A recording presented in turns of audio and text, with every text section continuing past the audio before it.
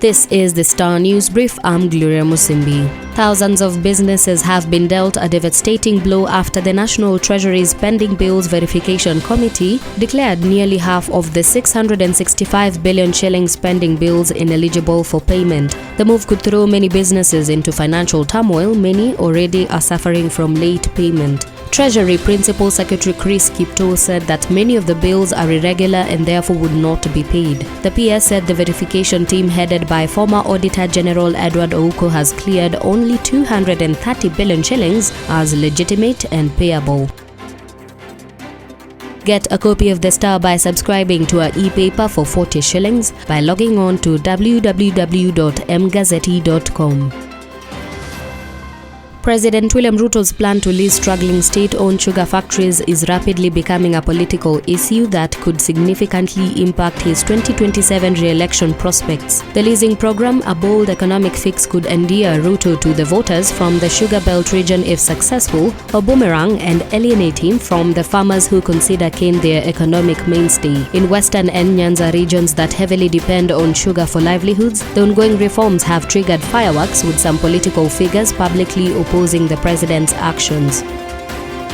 Recognizing the silent scourge of assault against little boys, a court has upheld a life sentence for a man who lured a curious boy with fairy tales, leading him into a Rongo forest where the child was sodomized. It was a Saturday, a major day of worship in southern Nyanza for Seventh-day Adventists. The boy was 11 years old in 2012. He and his younger brother were going to church when their abuser met them and told them stories about a rabbit. He claimed to have caught a rabbit from the nearby forest and asked the curious boys if they wanted to go with him to see it. The boys agreed and went with the man into the thicket, where he pulled out a panga and demanded the boy undress, then violated one of them.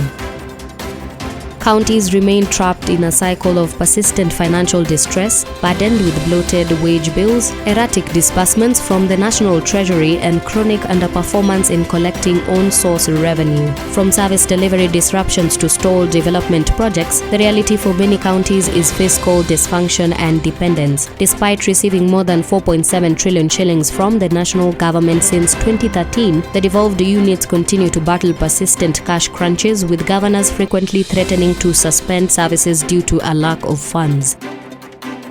Did you know that the bones you throw away after enjoying your meat are a rich source of calcium for your soil? Well, now you know. One local innovator is transforming this overlooked waste into valuable organic fertilizer and helping farmers reclaim their soil health in the process. Meet Paul Mburu, lead agronomist at AgriFlora Organic Solutions based in Nyahururu.